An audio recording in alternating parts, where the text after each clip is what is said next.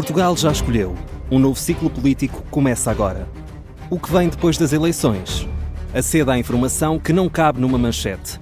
Assine hoje, com até 55% de desconto, e habilite-se a ganhar um dos 10 cartões oferta FNAC que temos para oferecer.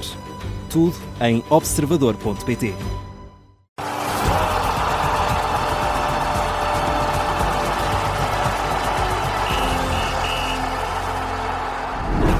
Força da técnica na Rádio Observador. 21ª jornada do campeonato trouxe um clássico decisivo para as contas do campeonato. O Futebol do Porto entrou a 4 pontos de distância do Sporting em campo e depois do jogo empata uma bola. Tudo se mantém igual. O que é certo é que fomos descrevendo aqui um cenário ao longo deste encontro muito pouco desejoso ou desejante daquilo que será um clássico.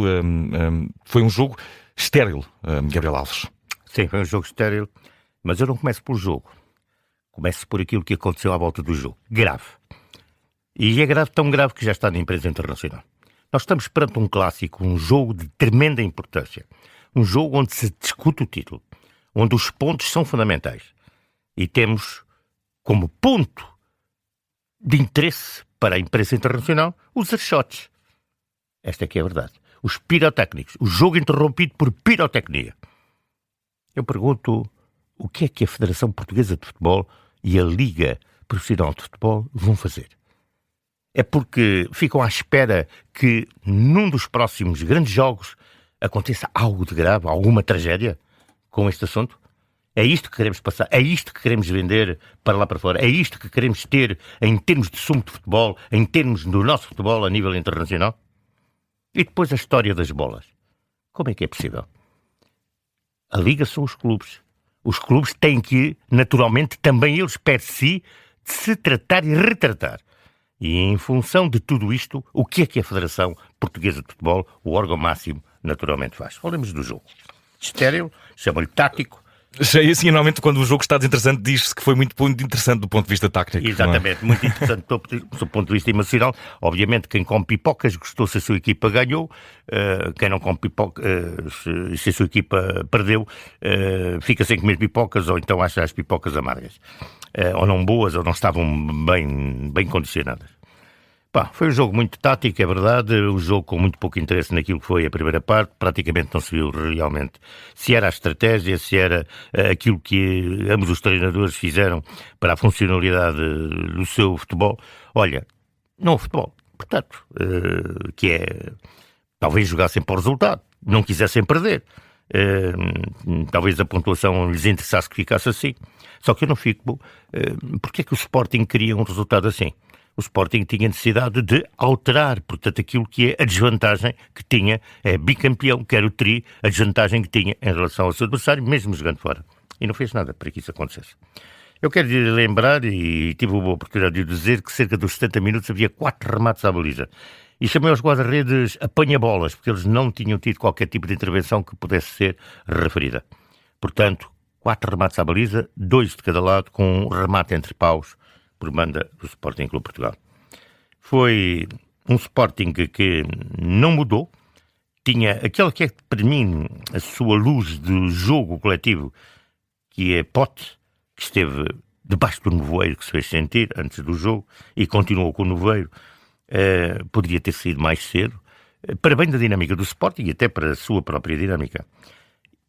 A equipa do Futebol Clube Porto renovou a partir da segunda parte com o Fofana, que é nova aquisição, trouxe aquilo que se chama um jogador pujante, forte, técnico da força, fresco, ao meio campo. E trouxe o Rodrigo Mora, que só per si, Rodrigo Mora traz um pequeno ato de virtuosismo.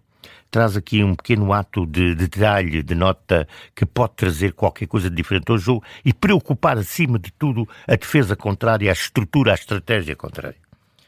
E aconteceu, porque, no fundo, o golo do Futebol Clube Porto acaba por nascer de Mora e de Fofana, dos dois jogadores que entraram, numa jogada extremamente atabalhoada, numa jogada extremamente de tiro ao boneco, mas pronto, Fofana abriu a lata e trouxe, portanto, um golo, trouxe um remate entre paus, finalmente o Futebol Clube Porto, com um remate entre postes, marcava e punha a bola na rede e trazia, portanto, qualquer coisa diferente à partida. E o Sporting aí acaba, pois, por reagir e ter nos 10 minutos finais, o que se pode dizer, uma reação portanto, à procura daquilo que se calhar deveria ter procurado muito antes, e mesmo as substituições que acaba por fazer tivessem sido feitas muito antes, certamente teríamos tido outro jogo, porque obrigaria a equipa contrária também a ter outro tipo de resposta. Resposta que nós não vimos do Futebol Clube Porto perante essa reação leonina. O Futebol Clube Porto, que tinha que segurar 1-0, que até tem, e sabemos disso, um coletivo defensivo fortíssimo, intenso, não soube controlar a bola fora daquilo que é o seu primeiro terço.